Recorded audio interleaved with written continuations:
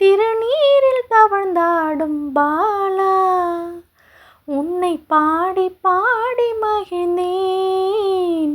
என்னை காத்து காத்து அருள்வாய்.